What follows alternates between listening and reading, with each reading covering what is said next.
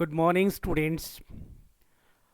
In educational management and organization subject, we have discussed so many concepts.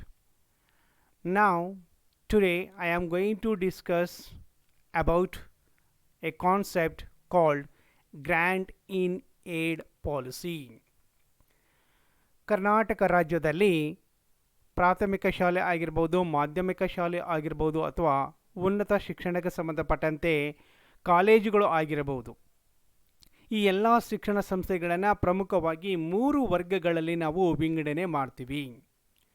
ಆ 3 ಪ್ರಕಾರದ ಶಿಕ್ಷಣ ಸಂಸ್ಥೆಗಳು ಯಾವುವೆಂದರೆ ಸರ್ಕಾರಿ ಶಿಕ್ಷಣ ಸಂಸ್ಥೆಗಳು, ಅನುದಾನಿತ ಶಿಕ್ಷಣ ಸಂಸ್ಥೆಗಳು, ಅನುದಾನ ರಹಿತ ಶಿಕ್ಷಣ ಸಂಸ್ಥೆಗಳು. We are having 3 types of educational institution in our country. They are government educational institutions, aided educational institutions, unaided educational institutions. When we talk about aided educational institutions, we are having granted or aided primary schools, granted or aided secondary schools, granted pre-university colleges, and granted degree colleges as well as B.Ed colleges and other institutions. ಅನುದಾನಿತ ಶಿಕ್ಷಣ ಸಂಸ್ಥೆಗಳಿಗೆ ಅದು ಪ್ರಾಥಮಿಕ ಶಾಲೆ ಆಗಿರ್ಬೋದು, ಮಾಧ್ಯಮಿಕ ಶಾಲೆ ಆಗಿರ್ಬೋದು, ಪದವಿ ಪೂರ್ವ ಕಾಲೇಜ್ ಆಗಿರ್ಬೋದು, ಅಥವಾ ಒಂದು ಡಿಗ್ರಿ ಕಾಲೇಜ್ ಆಗಿರ್ಬೋದು. ಸರಕಾರದಿಂದ ಈ ಕಾಲೇಜುಗಳಿಗೆ ಅಥವಾ ಶಾಲೆಗಳಿಗೆ ಅನುದಾನ ಸಿಗತ್ತೆ. ಇಲ್ಲಿ ಅನುದಾನ ಅಥವಾ ಸಹಾಯ ಅನುದಾನ ಎಂದರೆ ಯಾವುದೇ ಶಿಕ್ಷಣ ಸಂಸ್ಥೆಗೆ ರಾಜ್ಯ ನಿಧಿಯಿಂದ ಸಹಾಯವಾಗಿ ಸಂದಾಯ ಮಾಡಬಹುದಾದಂತಹ ಒಂದು ಮೊತ್ತ. ಅದು ಬೇರೆ ಬೇರೆ ಉದ್ದೇಶಗಳಿಗಾಗಿ ಸರ್ಕಾರ ಇಂತಹ ಶಿಕ್ಷಣ ಸಂಸ್ಥೆಗಳಿಗೆ ಅನುದಾನವನ್ನು ನೀಡುತ್ತೆ. ಅವಶ್ಯಕತೆಗೆ ಅನುಗುಣವಾಗಿ, ಜನಸಂಖ್ಯೆಗೆ ಅನುಗುಣವಾಗಿ ಸಾಕಷ್ಟು ಪ್ರಮಾಣದಲ್ಲಿ ಪ್ರಾಥಮಿಕ ಶಾಲೆಗಳನ್ನು, ಮಾಧ್ಯಮಿಕ ಶಾಲೆಗಳನ್ನು, ಕಾಲೇಜುಗಳನ್ನು ಪ್ರಾರಂಭ ಮಾಡುವುದು ಕೆಲವೊಮ್ಮೆ ಸರ್ಕಾರಕ್ಕೆ ಆಗದಿರಬಹುದು. ಸೊ ಈ ಹಿನ್ನೆಲೆಯಲ್ಲಿ ಶಿಕ್ಷಣ ಕ್ಷೇತ್ರದಲ್ಲಿ ಖಾಸಗಿ ಶಿಕ್ಷಣ ಸಂಸ್ಥೆಗಳ ಪಾತ್ರವೂ ಕೂಡ ಬಹಳ ಅಮೋಘವಾದದ್ದು. It is not possible to begin or start or establish primary schools and secondary schools, pre-university colleges or degree colleges as per the requirement where the population is rapidly growing. So in this connection, the role of private institutions is very, very important, because private management, they have started primary, secondary, pre-university and colleges in order to fulfill the needs of the people, particularly providing education. So ಇಲ್ಲಿ granted ಶಾಲೆಗಳಿಗೆ ಮತ್ತು ಕಾಲೇಜುಗಳಿಗೆ ಸರ್ಕಾರದಿಂದ ಅನುದಾನ ಸಿಗತ್ತೆ. So ಆ ಹಿನ್ನೆಲೆಯಲ್ಲಿ ಈ ಸರ್ಕಾರದಿಂದ ಇಂತಹ ಶಿಕ್ಷಣ ಸಂಸ್ಥೆಗಳಿಗೆ, ಅದರಲ್ಲಿಯೂ ಕೂಡ ಪ್ರಮುಖವಾಗಿ ನಾನೀನಾಗ ಹೇಳಿದ ಹಾಗೆ ಅನುದಾನಿತ ಶಿಕ್ಷಣ ಸಂಸ್ಥೆಗಳಿಗೆ ಸರ್ಕಾರದಿಂದ ಗ್ರ್ಯಾಂಟನ್ನು ನೀಡುವಾಗ ಅದಕ್ಕೆ ತನ್ನದೇ ಆದಂತಹ ಒಂದು ನಿಯಮಗಳಿದ್ದಾವೆ, ಒಂದು ಪಾಲಿಸಿ ಇದೆ, ಒಂದು ರೂಲ್ಸ್ ಇದೆ. ಆ ರೂಲ್ಸ್ಗೆ ಅನುಗುಣವಾಗಿ ಅನುದಾನಿತ ಶಿಕ್ಷಣ ಸಂಸ್ಥೆಗಳಿಗೆ ಸರ್ಕಾರದಿಂದ ಸಹಾಯಧನ ಅಥವಾ ಅನುದಾನ ಸಿಗುತ್ತೆ. ಸೊ ಈ ಹಿನ್ನೆಲೆಯಲ್ಲಿ ಗ್ರ್ಯಾಂಟ್ ಇನ್ ಏಡ್ ಪಾಲಿಸಿ ಎನ್ನುವಂತಹ ಒಂದು ಪರಿಕಲ್ಪನೆಯ ಬಗೆಗೆ ನಾವು ಇವತ್ತು ಸಂಕ್ಷಿಪ್ತವಾಗಿ ಚರ್ಚೆ ಮಾಡುವ. So at the outset, we have seen little bit introduction regarding grant in aid policy. Further, I would like to say that with the object of extending and improving secular instruction in the state, a sum of money is annually allotted by government for providing grant in aid to private institutions and local bodies to the conditions specified in the code. ನಾನೀಗಾಗಲೇ ಹೇಳಿದ ಹಾಗೆ ಅನುದಾನಿತ ಶಿಕ್ಷಣ ಸಂಸ್ಥೆಗಳು, ಯಾವ ಸಂಸ್ಥೆಗಳು ಸರ್ಕಾರದ ನಿಯಮಗಳನ್ನು, ಕಾನೂನುಗಳನ್ನು, ನೀತಿಗಳನ್ನು ಪಾಲನೆ ಮಾಡುತ್ತದೆಯೋ ಅಂತಹ ಶಿಕ್ಷಣ ಸಂಸ್ಥೆಗಳಿಗೆ ಸರ್ಕಾರದಿಂದ ಅನುದಾನ ಸಿಗತ್ತೆ. So in the year 1852-53, It was Wood's dispatch which proposed the sanction of granting aid to private bodies to establish new schools. So ನಮ್ಮ ಭಾರತ ದೇಶದಲ್ಲಿ ಇತಿಹಾಸ ಅಂದರೆ ಶಿಕ್ಷಣದ ಇತಿಹಾಸವನ್ನು ನಾವು ನೋಡಿದಾಗ ಅನೇಕ ಮೈಲುಗಲ್ಲುಗಳನ್ನು ನಾವು ನೋಡ್ತೀವಿ, ಅನೇಕ ಆಯೋಗಗಳನ್ನು ನಾವು ನೋಡ್ತೀವಿ, ಅನೇಕ ವರದಿಗಳನ್ನು ನಾವು ನೋಡ್ತೀವಿ. ಸೊ ಅದರಲ್ಲಿ ಪ್ರಮುಖವಾಗಿ ವುಡ್ಸ್ ಡಿಸ್ಪ್ಯಾಚ್ 1852-53 ಅವಧಿಯಲ್ಲಿ ವುಡ್ಸ್ ಡಿಸ್ಪ್ಯಾಚ್ ಅಥವಾ ವುಡ್ಸ್ ಅವರ ವರದಿಯಲ್ಲಿ ಸ್ಪಷ್ಟವಾಗಿ ಅಲ್ಲಿ ಪ್ರಪೋಸ್ ಮಾಡಲಾಗಿದೆ. ಏನಂತ?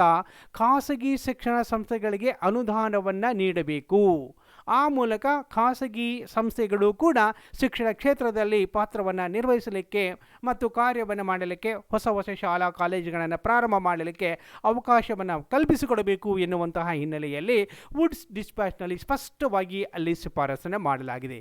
ಸೊ ಅದಕ್ಕೆ ಅನುಗುಣವಾಗಿ ಕರ್ನಾಟಕ ರಾಜ್ಯದಲ್ಲಿ ಆಗಿರಬಹುದು ಅಥವಾ ಭಾರತ ದೇಶದಲ್ಲಿ ಆಗಿರಬಹುದು, ಅನುದಾನ ಸಂಹಿತೆಯ ಒಂದು ನೀತಿ ನಿಯಮಗಳಿಗೆ ಅನುಗುಣವಾಗಿ ಖಾಸಗಿ ಶಿಕ್ಷಣ ಸಂಸ್ಥೆಗಳಿಗೆ ಅನುದಾನವನ್ನು ನೀಡಲಾಗ್ತಾ ಇದೆ.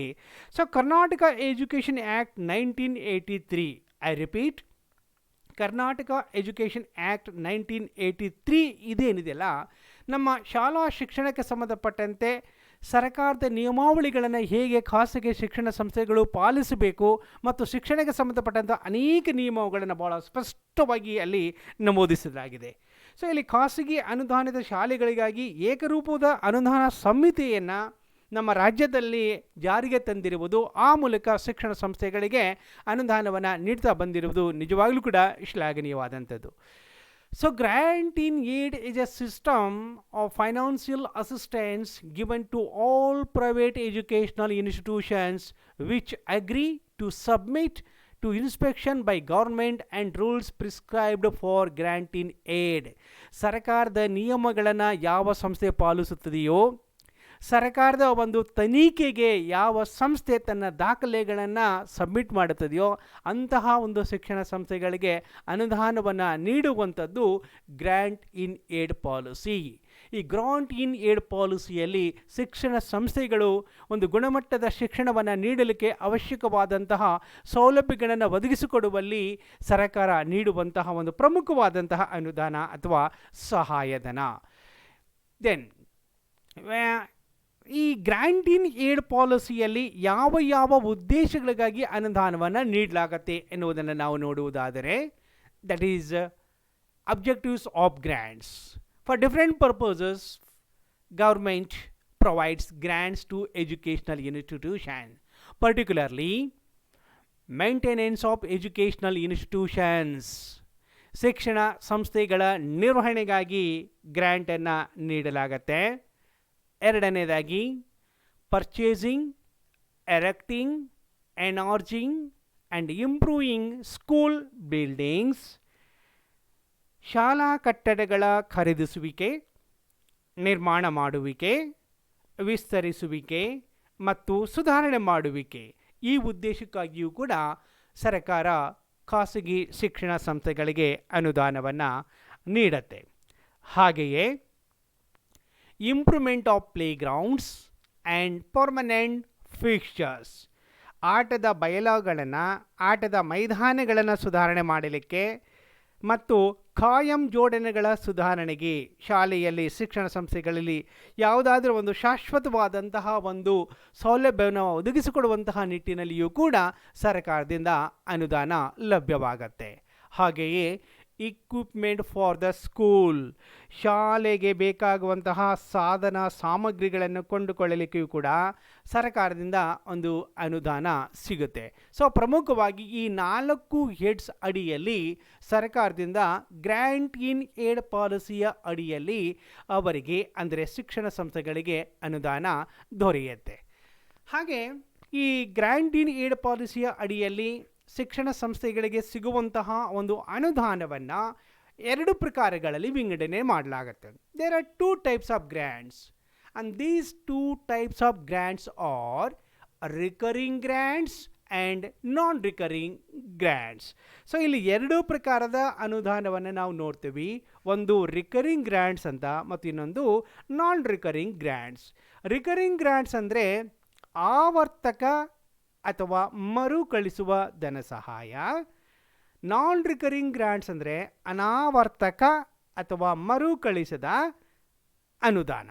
ಐ ರಿಪೀಟ್, ರಿಕರಿಂಗ್ ಗ್ರಾಂಟ್ಸ್ ಅಂದರೆ ಆವರ್ತಕ ಅಥವಾ ಮರುಕಳಿಸುವ ಅನುದಾನ.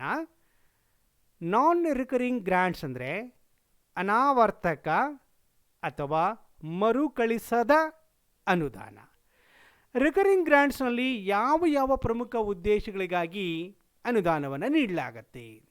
Usually the recurring grants are a fixed grant which take place on on ongoing system which are used in running of a system.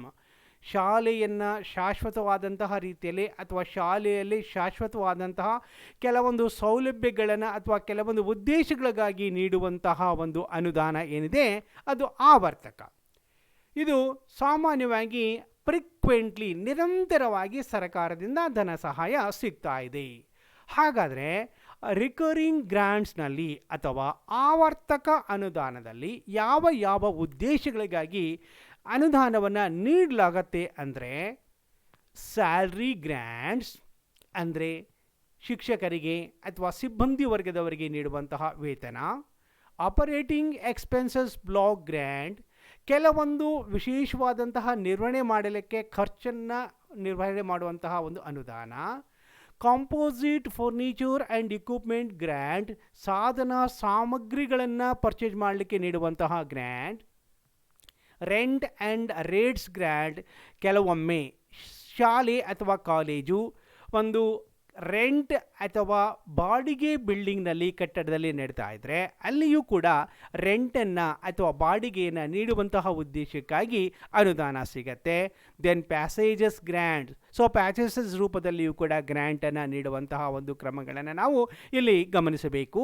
ಅದು ರಿಕರಿಂಗ್ ಗ್ರಾಂಟ್ಸ್ ಅಡಿಯಲ್ಲಿ. So in recurring grants these are the important grants provided to educational institution. Coming to the second one, that is non-recurring grants, ಅನಾವರ್ತಕ ಅಥವಾ ಮರುಕಳಿಸದ ಅನುದಾನದಲ್ಲಿ the non-recurring grants are not a regular feature and they can come up at any time. They are temporary in nature. ಸಾಮಾನ್ಯವಾಗಿ ಇದು ನಿರಂತರವಾಗಿ ಇದನ್ನು ನೀಡಲು ಕೊಡುವುದಿಲ್ಲ. ಅಂದರೆ ಸರ್ಕಾರ ಅಥವಾ ಯಾವುದೇ ಒಂದು ಸಂಸ್ಥೆ ಅಥವಾ ಯಾವುದೇ ಒಂದು ಶಿಕ್ಷಣ ಸಂಸ್ಥೆಗಳಿಗೆ ಸರ್ಕಾರದಿಂತಹ ಒಂದು ದೊರೆಯುವಂತಹ ಅನುದಾನ ನಿರಂತರವಾಗಿ ಸಿಗುವುದಿಲ್ಲ. ಇದು ಕೆಲವೊಂದು ನಿರ್ದಿಷ್ಟವಾದಂತಹ ವೇಳೆಯಲ್ಲಿ ಸಿಗುವಂತಹ ಅನುದಾನ. ಇದರ ಅಡಿಯಲ್ಲಿ ಬರುವಂಥದ್ದು ಅಂದರೆ ಮೇಜರ್ ರಿಪೇರ್ಸ್, ಕಟ್ಟಡದಲ್ಲಿ ಏನಾದರೂ ಪ್ರಮುಖವಾದಂತಹ ಒಂದು ರಿಪೇರಿ ಕಾರ್ಯ ಇದ್ದರೆ, ದುರಸ್ತಿ ಕಾರ್ಯ ಇದ್ದರೆ ಅದಕ್ಕೆ ನೀಡುವಂಥದ್ದು. ಅಥವಾ furniture and equipment requirements, so ಅವಶ್ಯಕತೆ ಏನಾದರೂ ಇದ್ದರೆ ಸಾಧನ ಸಾಮಗ್ರಿಗಳನ್ನು ಕೊಂಡುಕೊಳ್ಳಲಿಕ್ಕೆ ನೀಡುವಂತಹ ಒಂದು ಅನುದಾನ. ಸೊ ನಾನ್ ರಿಕರಿಂಗ್ ಗ್ರಾಂಟ್ಸ್ ಏನಿದೆಲ್ಲ ಪ್ರತಿ ವರ್ಷ ಸಿಗುತ್ತೆ ಅಂತ ಹೇಳಲಿಕ್ಕೆ ಬರಲ್ಲ. 5 ವರ್ಷಕ್ಕೊಮ್ಮೆ ಕೊಡಬಹುದು, 10 ವರ್ಷಕ್ಕೊಮ್ಮೆ ಕೊಡಬಹುದು ಅಥವಾ ಕೊಡದೇ ಇರಬಹುದು. ಸೊ ಟೋಟಲಿ ಇಲ್ಲಿ ರಿಕರಿಂಗ್ ಗ್ರಾಂಟ್ಸು ಪ್ರತಿ ವರ್ಷ ಬರುತ್ತೆ ಒಂದು ಶಿಕ್ಷಣ ಸಂಸ್ಥೆಗೆ. ಆದರೆ ನಾನ್ ರಿಕರಿಂಗ್ ಗ್ರಾಂಟ್ಸು ಅದು ಒಂದು ನಿರ್ದಿಷ್ಟ ಅವಧಿಯಲ್ಲಿ ವೇಳೆಯಲ್ಲಿ ನೀಡುವಂತಹ ಅನುದಾನ. ಈ ಎರಡೂ ಪ್ರಕಾರದ ಅನುದಾನ ಖಾಸಗಿ ಅನುದಾನಿತ ಶಿಕ್ಷಣ ಸಂಸ್ಥೆಗಳಿಗೆ ಲಭ್ಯವಾಗತ್ತೆ. ಹಾಗೆಯೇ ಈ ಅನುದಾನವನ್ನು ನೀಡಬೇಕಾದ್ರೆ ಕೆಲವೊಂದು ಕಂಡೀಷನ್ಸ್ ಇದ್ದಾವೆ. ಸರ್ಕಾರ ಹಾಗೆ ಎಲ್ಲ ಕೇಳಿದಂತಹ ಎಲ್ಲ ಶಿಕ್ಷಣ ಸಂಸ್ಥೆಗಳಿಗೆ ಅನುದಾನವನ್ನು ನೀಡುವುದಿಲ್ಲ. So there are certain conditions which institution fulfils these conditions are which educational institution follows these rules and regulation they are eligible to get grants from the government. So there are some general conditions of grant in aid. Which are the general conditions of grant in aid? Now let us see. The institution should be permanently recognized by the department. ಯಾವುದೇ ಒಂದು ಶಿಕ್ಷಣ ಸಂಸ್ಥೆ ಇಲಾಖೆಯಿಂದ ಶಾಶ್ವತವಾಗಿ ಮಾನ್ಯತೆಯನ್ನು ಪಡೆದಿರಬೇಕು, ಒಂದನೇ condition. Second one is its income should be less than the expenditure during any year. ಯಾವುದೇ ಒಂದು ಶೈಕ್ಷಣಿಕ ವರ್ಷದಲ್ಲಿ ಆ ಒಂದು ಸಂಸ್ಥೆ ಅಥವಾ ಶಾಲೆ ಅಥವಾ ಕಾಲೇಜಿನ ಆದಾಯ ಏನಿದೆಯಲ್ಲ ಖರ್ಚಿಗಿಂತಲೂ ಕಡಿಮೆ ಇರಬೇಕು. ಅಂದರೆ ಅದು ಇನ್ಕಮ್ ಓರಿಯೆಂಟೆಡ್ ಆಗಿರ್ಬೋದು. ಸೊ ಅಲ್ಲಿ ಇನ್ಕಮ್ ಓರಿಯೆಂಟೆಡ್ ಎನ್ನುವಂತಹ ದೃಷ್ಟಿಕೋನದಿಂದ ಸಂಸ್ಥೆಯನ್ನು ಸ್ಟಾರ್ಟ್ ಮಾಡಿರಬಾರದು. ಇನ್ಕಮ್ ಯಾವಾಗಲೂ ಕೂಡ ಎಕ್ಸ್ಪೆಂಡಿಚರ್ಗಿಂತಲೂ ಕಡಿಮೆ ಇರಬೇಕು ಎನ್ನುವಂತಹ ಅಂಶವನ್ನು ಇಲ್ಲಿ ಹಾಕಿದ್ದಾರೆ. ಹಾಗೆಯೇ grants may be paid subject to availability of funds. See, it is not the right to get grants from the management from the government. Any management cannot claim the right, it is our right to get grants from the government. No, it is almost all depending upon the availability of funds. ಅನುದಾನವನ್ನು ಪಡೆಯುವುದು ನಮ್ಮ ಹಕ್ಕು ಅಂತ ಇಲ್ಲಿ ನಾವು ನಮ್ಮ ಹಕ್ಕನ್ನು ಅಲ್ಲಿ ಇದು ಮಾಡೋ ಹಾಗಿಲ್ಲ. ಬದಲಾಗಿ ಸರಕಾರದ ಮಟ್ಟದಲ್ಲಿ ಖಜಾನೆಯಲ್ಲಿ ಲಭ್ಯವಾಗುವಂತಹ ಒಂದು ಧನ ಸಹಾಯ ಏನಿದೆಯಲ್ಲ, ಹಣಕಾಸು ಏನಿದೆಯಲ್ಲ, ಗ್ರಾಂಟ್ಸ್ ಏನಿದೆಯಲ್ಲ, ಅದರ ಆಧಾರದ ಮೇಲೆ ಗ್ರಾಂಟ್ಸನ್ನು ನೀಡುವಂಥದ್ದು. Then successfully completed 3 years. ಯಾವುದೇ ಒಂದು ಶಿಕ್ಷಣ ಸಂಸ್ಥೆ ಸರ್ಕಾರದಿಂದ ಅನುದಾನವನ್ನು ಪಡೆಯಬೇಕಾದರೆ ಕನಿಷ್ಠ 3 ವರ್ಷ, ಅದು 3 ಶೈಕ್ಷಣಿಕ ವರ್ಷವನ್ನು ಪೂರ್ಣಗೊಳಿಸಿರಬೇಕು. Then security deposit by the management. ಒಂದು ಶಿಕ್ಷಣ ಸಂಸ್ಥೆ ಪ್ರಾರಂಭ ಮಾಡಬೇಕಾದ್ರೆ ಕೆಲವೊಂದು ಅಮೌಂಟನ್ನು ಡಿಪಾಸಿಟ್ ಆಗಿ ಇಡಬೇಕಾಗತ್ತೆ, ಜಾಯಿಂಟ್ ಅಕೌಂಟ್ನಲ್ಲಿ ಡಿಪಾಸಿಟ್ ಮಾಡಬೇಕಾಗತ್ತೆ. ಸೊ ಅಂತಹ ಶಿಕ್ಷಣ ಸಂಸ್ಥೆಗಳು ಈ ಒಂದು ಗ್ರಾಂಟ್ ಇನ್ ಏಡ್ ಪಾಲಿಸಿ ಅಡಿಯಲ್ಲಿ ಅನುದಾನವನ್ನು ಪಡೆಯಲಿಕ್ಕೆ ಅರ್ಹರಾಗಿರುತ್ತವೆ. The management shall deposit all income from fees, grants, donations on endowments. ಶಾಲೆ ಫೀಸ್ ರೂಪದಲ್ಲಿ ಅಥವಾ ಯಾವುದೇ ರೂಪದಲ್ಲಿ ಪೋಷಕರಿಂದ, ವಿದ್ಯಾರ್ಥಿಗಳಿಂದ, ಸರ್ಕಾರದಿಂದ ಪಡೆಯುವಂತಹ ಎಲ್ಲ ಪ್ರಕಾರದ ಹಣವನ್ನು ಬ್ಯಾಂಕ್ ಖಾತೆಯ ಮೂಲಕ ಅದು ವ್ಯವಹರಿಸಬೇಕಾಗತ್ತೆ. ಎಲ್ಲ ಹಣವನ್ನು ಬ್ಯಾಂಕ್ನಲ್ಲಿ ಡೆಪಾಸಿಟ್ ಮಾಡಬೇಕು, ಅಲ್ಲಿ ವಿಡ್ರಾ ಮಾಡಬೇಕು. ಟೋಟಲಿ ಬ್ಯಾಂಕ್ ಟ್ರಾನ್ಸಾಕ್ಷನ್ ಮೂಲಕ ಹಣಕಾಸಿನ ವ್ಯವಹಾರ ಅಲ್ಲಿ ನಡೆಯಬೇಕಾಗತ್ತೆ. ಸೊ ಯಾವುದೇ ಒಂದು ಕ್ಯಾಶನ್ನು ಅಥವಾ ಹಣವನ್ನು, ಅನುದಾನವನ್ನು ಶಾಲೆಯಲ್ಲಿ, ಕಾಲೇಜಿನಲ್ಲಿ ಇಟ್ಟುಕೊಳ್ಳುವ ಹಾಗಿಲ್ಲ. ಆ ದಿನವೇ ಬ್ಯಾಂಕಿಗೆ ಡೆಪಾಸಿಟ್ ಮಾಡಬೇಕಾಗತ್ತೆ, ಅವಶ್ಯಕತೆಗೆ ಅನುಗುಣವಾಗಿ ಅಲ್ಲಿ ವಿಡ್ರಾ ಮಾಡಬೇಕಾಗತ್ತೆ, ಆಯಾ ಉದ್ದೇಶಗಳಿಗಾಗಿ ಹಣವನ್ನು ಖರ್ಚು ಮಾಡಬೇಕಾಗತ್ತೆ. ಸೊ ಈ ನಿಯಮವನ್ನು ಕೂಡ ಕಟ್ಟುನಿಟ್ಟಾಗಿ ಖಾಸಗಿ ಶಿಕ್ಷಣ ಸಂಸ್ಥೆಗಳು ಪಾಲಿಸಬೇಕಾಗತ್ತೆ. ಹಾಗೆಯೇ ಮತ್ತೆ ಕೆಲವೊಂದು ಜನರಲ್ ಕಂಡೀಷನ್ ನಾವು ನೋಡುವುದಾದರೆ, the annual accounts of the institution shall be submitted to the inspecting officer for his approval. So ಯಾವುದೇ ಒಂದು ಅಕೌಂಟ್ಸು, ಆ್ಯನ್ಯುವಲ್ ಅಕೌಂಟ್ಸ್ ಏನಿದೆಲ್ಲ, ಸಂಬಂಧಪಟ್ಟಂತಹ ಅಧಿಕಾರಿಗಳಿಂದ ಅದು ಅನುಮೋದನೆಯನ್ನು ಪಡೆಯಬೇಕು. ಪ್ರತಿ ವರ್ಷ ಆಡಿಟನ್ನು ಮಾಡಿಸ್ಕೋಬೇಕು. ಈ ಒಂದು ನಿಯಮವನ್ನು ಕೂಡ ಪಾಲಿಸಬೇಕಾಗತ್ತೆ. ಹಾಗೆಯೇ the school has at least a minimum of 40 students on its roll. ಯಾವುದೇ ಒಂದು ಶಾಲೆ ಅಥವಾ ಯಾವುದೇ ಒಂದು ಶಿಕ್ಷಣ ಸಂಸ್ಥೆ ಅನುದಾನವನ್ನು ಪಡೆಯಬೇಕಾದರೆ ಆ ಶಾಲೆಯಲ್ಲಿ, ಆ ಶಿಕ್ಷಣ ಸಂಸ್ಥೆಯಲ್ಲಿ ಪ್ರತಿಯೊಂದು ಕ್ಲಾಸ್ನಲ್ಲಿ ಕನಿಷ್ಠ 40 ವಿದ್ಯಾರ್ಥಿಗಳು ಅಲ್ಲಿ ಅಧ್ಯಯನ ಮಾಡ್ತಾ ಇರಬೇಕು. ಮಿನಿಮಮ್ 40 ಸ್ಟೂಡೆಂಟ್ಸಲ್ಲಿ ಇರಬೇಕಾಗತ್ತೆ. The school has worked for not less than 220 days during the academic year. ಒಂದು ಶೈಕ್ಷಣಿಕ ವರ್ಷದಲ್ಲಿ ಕನಿಷ್ಠ 220 ದಿನಗಳ ಆ ಒಂದು ಶಾಲೆ ಅಥವಾ ಶಿಕ್ಷಣ ಸಂಸ್ಥೆ ಕಾರ್ಯವನ್ನು ನಿರ್ವಹಿಸಬೇಕಾಗತ್ತೆ. The scales of pay and allowance prescribed by the department adopted. So ಶಿಕ್ಷಕರ ಅಥವಾ ಸಿಬ್ಬಂದಿ ವರ್ಗದವರ ಒಂದು ವೇತನ ಆಗಿರಬಹುದು ಅಥವಾ ಯಾವುದೇ ಒಂದು ಹಣಕಾಸಿನ ಸೌಲಭ್ಯಕ್ಕೆ ಸಂಬಂಧಪಟ್ಟಂತೆ ಸರ್ಕಾರದ ಇಲಾಖೆಯ ನಿಯಮಗಳನ್ನು ಕಟ್ಟುನಿಟ್ಟಾಗಿ ಪಾಲಿಸಬೇಕು. ಹಾಗೆಯೇ staff pattern should be adopted. ವೇತನ ಪಡೆಯುವಂತಹ ಸಂದರ್ಭದಲ್ಲಿ ಹೇಗೆ ಇಲಾಖೆಯ ನಿಯಮಗಳನ್ನು ಪಾಲಿಸ್ತಾರೋ ಹಾಗೆಯೇ ಸಿಬ್ಬಂದಿ ವರ್ಗದವರನ್ನು ನೇಮಕಾತಿ ಮಾಡುವಾಗಲೂ ಕೂಡ ಇಲಾಖೆಯ ನಿಯಮಗಳನ್ನು ಕಟ್ಟುನಿಟ್ಟಾಗಿ ಪಾಲಿಸಬೇಕಾಗತ್ತೆ. ಅಲ್ಲಿ ರೋಸ್ಟರನ್ನು ಮೇಂಟೈನ್ ಮಾಡಬೇಕಾಗತ್ತೆ. ಆ ಪ್ರಕಾರವಾಗಿ ಸರ್ಕಾರದಿಂದ ಅನುಮತಿಯನ್ನು ಪಡೆದು ನೇಮಕಾತಿಯನ್ನು ಮಾಡಿಕೊಂಡು ತದನಂತರ ಅನುಮೋದನೆ ಪಡೆಯುವಂತಹ ಒಂದು ನಿಯಮವನ್ನು ಕಟ್ಟುನಿಟ್ಟಾಗಿ ಶಿಕ್ಷಣ ಸಂಸ್ಥೆಗಳು ಪಾಲಿಸಬೇಕಾಗತ್ತೆ. ಸೊ ಇವುಗಳ ಜೊತೆಗೇನು ಹಲವಾರು ನಿಯಮಗಳಿದ್ದಾವೆ, ಕಂಡೀಷನ್ಸ್ ಇದ್ದಾವೆ. ಅವೆಲ್ಲ ಕಂಡೀಷನ್ಗಳನ್ನು ಯಾವ ಶಿಕ್ಷಣ ಸಂಸ್ಥೆ ಪಾಲಿಸುತ್ತದೆಯೋ ಅಂತಹ ಶಿಕ್ಷಣ ಸಂಸ್ಥೆಗಳು ಮಾತ್ರ ಸರ್ಕಾರದಿಂದ ಅನುದಾನವನ್ನು ಪಡೆಯಲಿಕ್ಕೆ ಅರ್ಹರಾಗಿರ್ತವೆ. So these are the important condition which are to be followed by private management or private educational institutions. So these institution will be eligible to get grants from the government. So under grant in aid policy, usually these are the general conditions which are laid down by the department and each and every educational institution, particularly private institution, they are supposed to follow. So these are the some of the brief information regarding grant in aid policy. ಇದಕ್ಕೆ ಸಂಬಂಧಪಟ್ಟಂತೆ original document ಇದೆ ವಿದ್ಯಾರ್ಥಿಗಳೇ. Grant in policy in India or grant in aid policy in Karnataka Karnataka ರಾಜ್ಯದಲ್ಲಿ ಅನುದಾನ ಸಂಹಿತೆ ಪಾಲಿಸಿಗೆ ಸಂಬಂಧಪಟ್ಟಂತೆ ಸರ್ಕಾರದ ಒಂದು ಪ್ರಮುಖವಾದಂತಹ ಒರಿಜಿನಲ್ ದಾಖಲೆಗಳಿರ್ತವೆ, ಅವುಗಳನ್ನು ನೀವು ತಿಳಿದುಕೊಂಡು ನೋಡಬೇಕಾಗತ್ತೆ.